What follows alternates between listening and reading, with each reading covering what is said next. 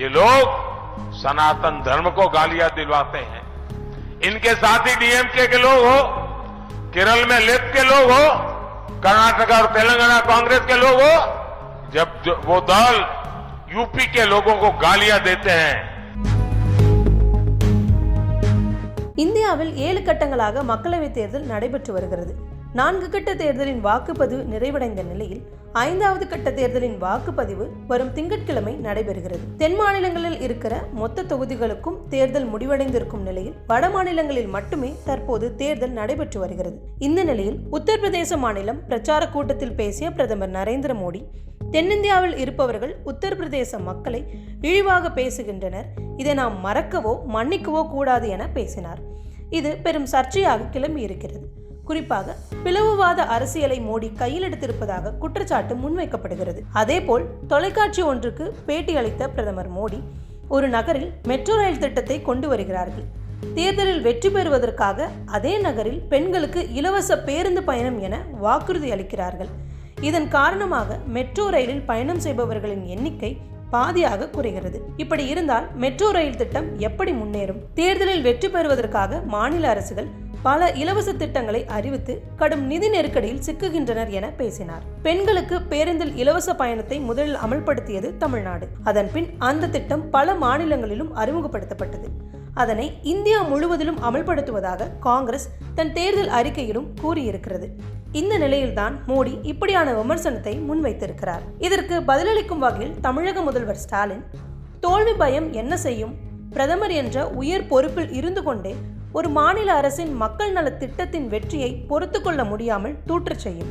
இந்தியர்கள் அனைவருக்கும் தான் பொதுவானவர், பிரதமர் என்பதையே மறந்து மாநிலங்களுக்கு இடையே மோதலையும் வெறுப்பையும் தூண்டச் செய்யும் என கடுமையான விமர்சனத்தை முன்வைத்தார்.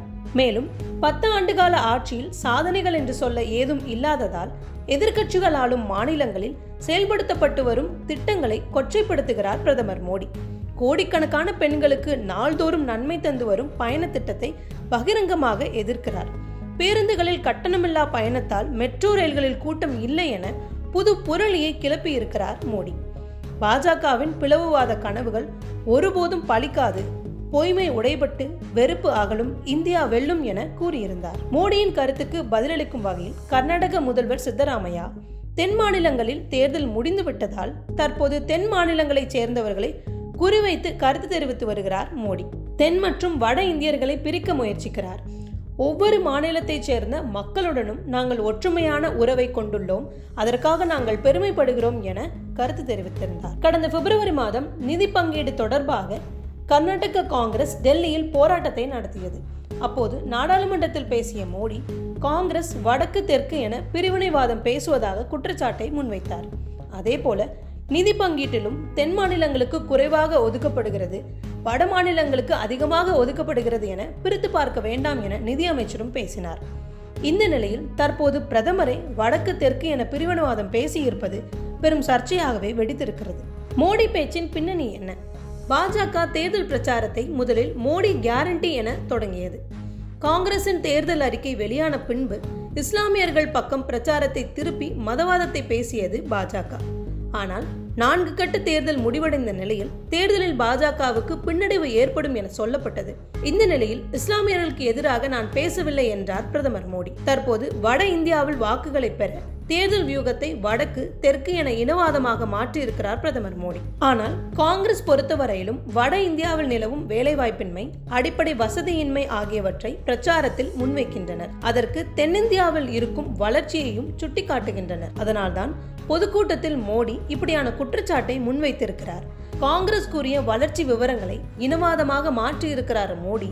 ஆனால் அதனால் ஏற்படும் விளைவு குறித்து அவர் துளியும் யோசிக்கவில்லை.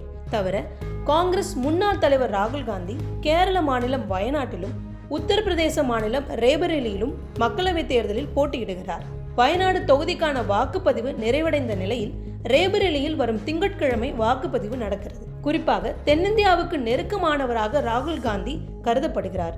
அதனால்தான் வட இந்தியாவில் வாக்கு செலுத்திவிட்டு தென்னிந்தியாவில் நம்மை பற்றி இழிவாக பேசுவதாக கருத்தை முன்வைத்திருக்கிறார். அதை மறக்க வேண்டாம் எனவும் கூறினார். இந்த பிளவுவாத முயற்சி ரேபரேலியில் போட்டியிடும் ராகுலுக்கு பின்னடைவை ஏற்படுத்தும் என கருத்துக்கள் சொல்லப்படுகின்றன. அது மற்ற தொகுதிகளிலும் பிரதிபலிக்கும். ஆனால் மோடியின் இந்த பிளவுவாத பேச்சு தென்னிந்திய தலைவர்களை கொதிப்படைய வைத்துள்ளது.